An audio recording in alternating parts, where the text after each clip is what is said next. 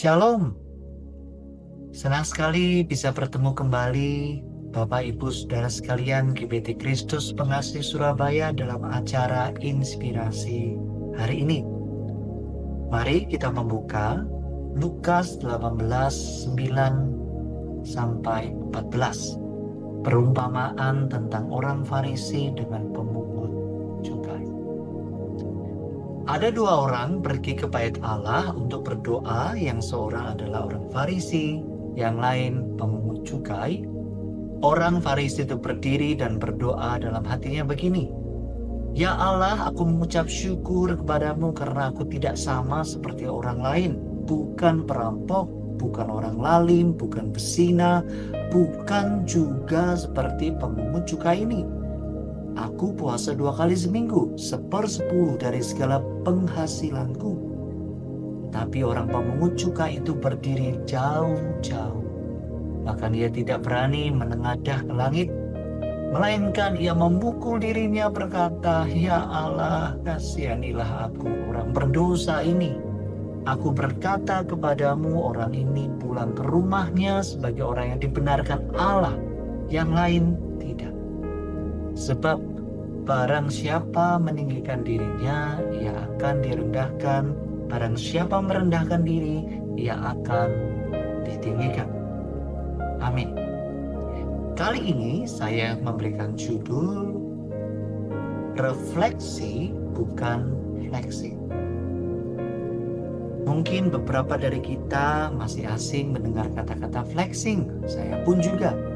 Ternyata flexing seringkali dihubungkan dengan seseorang yang sering menunjukkan segala sesuatu kesuksesan dirinya kepada orang lain, entah di media apapun. Dan seringkali konotasinya adalah negatif. Mengapa? Karena seringkali tujuan dari menunjukkan kesuksesannya, kehebatannya, keberhasilannya, apa yang dia punya, apa yang dia pakai, seringkali motivasinya diikuti dengan pengakuan dari orang lain.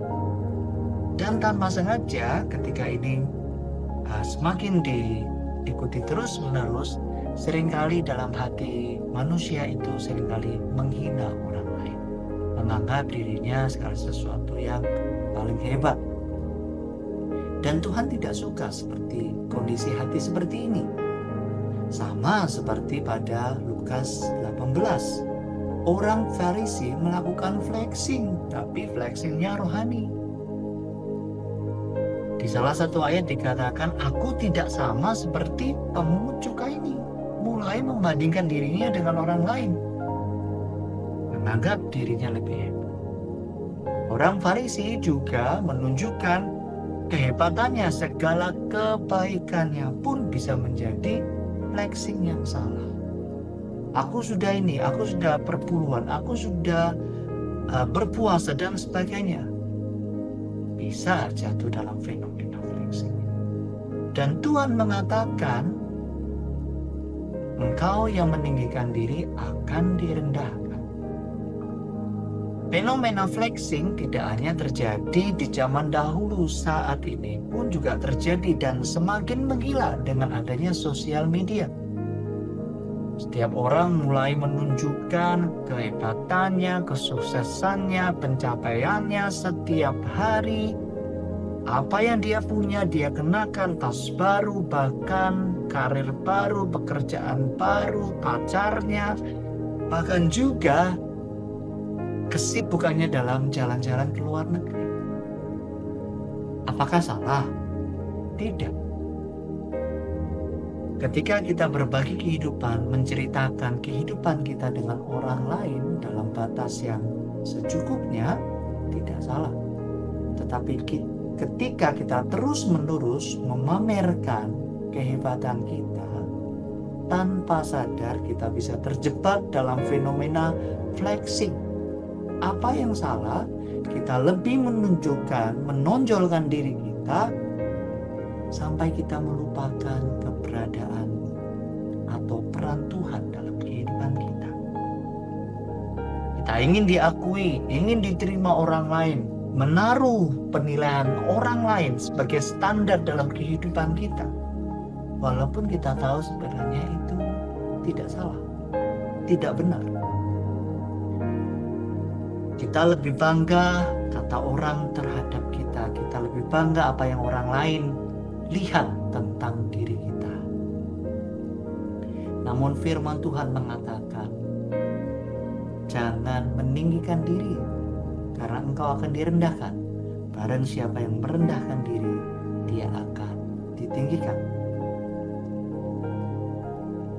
Seperti dalam 1 Korintus 1 ayat 26 sampai 31. Dikatakan, ingat saudara-saudara bagaimana keadaanmu ketika engkau dipanggil. Menurut ukuran manusia tak ada yang bijak, tidak ada yang berpengaruh, tidak ada yang terpandang. Tetapi apa yang bodoh bagi dunia dipilih Allah untuk memalukan orang-orang berhikmat. Apa yang lemah bagi dunia dipilih Allah untuk memalukan apa yang kuat. Apa yang tidak terpandang dan yang hina bagi dunia dipilih Allah. Bahkan apa yang tidak berarti dipilih Allah untuk meniadakan apa yang berarti. Supaya jangan ada siapapun yang memegahkan diri di hadapan Tuhan. Tetapi oleh Dia, Yesus, kamu berada dalam Kristus Yesus, yang oleh Allah telah menjadi hikmat bagi kita. Ia membenarkan, menguduskan, menebus kita. Karena itu seperti ada tertulis, barang siapa bermegah, hendaklah ia bermegah di dalam Tuhan. Firman Tuhan mengatakan dengan jelas, hei, bermegahlah karena Kristus. Bermegahlah di dalam Tuhan. Mungkin Bapak Ibu berkata, Nehemia, saya bukan pelaku flexing. Saya tidak sering memposting tentang kehidupan saya, kesuksesan saya untuk dilihat orang lain. Benar, tapi kadang fenomena flexing ini juga masuk dalam kita yang menikmati flexingnya orang lain. Kok bisa? Tanpa kita sadari setiap hari kita terjebak dalam sosial media, kita melihat posting-posting dari orang lain, kita melihat orang-orang lain melakukan flexing, dan secara manusia kita mulai membandingkan diri kita. Kita menganggap diri kita tidak secantik, tidak setampan, tidak sesukses orang lain.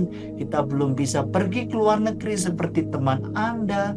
Kita belum bisa mempunyai mobil baru, kita masih dengan mobil yang lama, belum mendapatkan pekerjaan.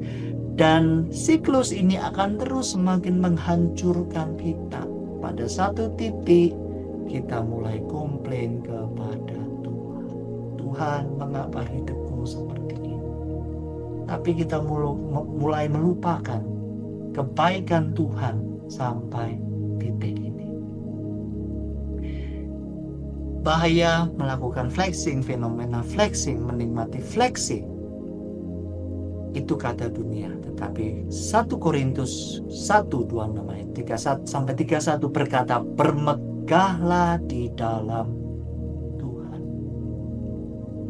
Distraksi sosial media membuat kita semakin jauh dari Tuhan, semakin bising dengan kesuksesan orang lain, dan berusaha kita menghancurkan diri kita sendiri dengan hal-hal yang tidak seharusnya.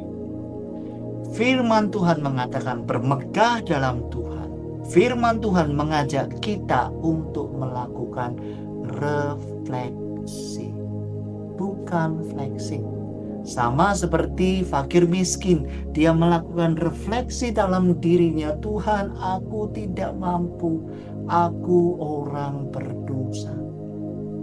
Yesus mengingatkan kita, lakukan refleksi, mengingat keterbatasan.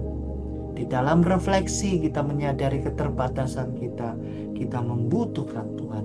Di dalam refleksi kita mengingat firman Tuhan, janji-janji Tuhan, apa kata Tuhan terhadap hidup kita, bukan apa kata kesuksesan orang lain atau pendapat orang lain, opini orang lain terhadap kita. Saya menemukan perenungan refleksi ini sangat berguna dalam kehidupan saya. Setiap saat kebisingan dunia membuat saya tenggelam dengan setiap tuntutan yang sangat berat. Tetapi ketika saya menarik diri dari sosial media, Tuhan mengingatkan untuk melakukan refleksi dan mengingat janji-janji Tuhan. Bukankah firman Tuhan memiliki banyak janji untuk setiap bagi diri kita? Dalam beberapa waktu ini saya mendapatkan janji Tuhan yang bicara kuat sama diri saya. Ketika saya khawatir akan masa depan saya diingatkan Yesaya 46 ayat 4. Sampai masa tuamu aku tetap dia, sampai masa putih rambutmu aku menggendong kamu. Aku telah melakukannya, mau memikul kamu terus, aku menggendong kamu dan menyelamatkan kamu. Apa yang saya dapatkan? Saya diingatkan, Nehemia, bukankah aku telah menjadi pengasuhmu sejak engkau kecil, dari bayi sampai saat ini? Aku adalah pengasuhmu yang setia dan terbukti, melebihi kedua orang tua. Sama juga kepada Bapak Ibu Saudara sekalian, Yesus telah terbukti menjadi pengasuhmu yang setia. Dalam perenungan refleksi saya pun saya mendapatkan ayat ini, Yesaya 43 ayat 2. Apabila engkau menyeberang melalui air, aku menyertai engkau. Melalui sungai-sungai engkau tidak akan dihanyutkan. Ketika engkau berjalan melalui api, engkau tidak akan dihanguskan. Nyala api tidak akan membakar engkau.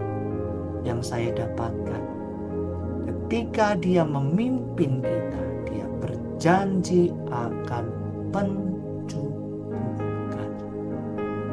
Dari mana kita bisa mendapatkan janji ini? Ketika kita menarik diri, melakukan refleksi, bukan flexing, merenungkan setiap janji-janji Tuhan. Sekali lagi, dalam 1 Korintus tadi dikatakan, bermegahlah dalam Tuhan. Semoga inspirasi hari ini, renungan ini menjadi kekuatan kita. Mari kita berdoa. Bapa dalam surga, aku berdoa kepada setiap dari kami dimanapun kami berada pada waktu weekend ini. Aku berdoa Tuhan, bicara pada setiap hati kami untuk mengingat Engkau, bahwa Engkau hadir dalam setiap musim kami. Ajari kami ya Roh Kudus untuk menarik diri dari kebisingan dunia, dari distraksi sosial media, dari setiap distraksi tuntutan-tuntutan dunia yang tidak begitu penting, tetapi menarik diri untuk refleksi, mengenang janji-janji-Mu, mengenal pribadi-Mu lebih dalam. Bantu Roh Kudus, ingatkan kami, sering kali kami itu lupa Tuhan. Ketika kami menjauh, tarik kami Roh Kudus, sehingga kami ingat bahwa Engkau mengasihi kami. Engkau selalu ada dalam setiap musim kehidupan kami. Dan Engkau ada bagi setiap orang yang mendengarkan renungan ini. Di dalam nama Tuhan Yesus, aku berdoa dan mengucap syukur. Amin. Sampai berjumpa kembali di inspirasi selanjutnya. Tuhan berkati.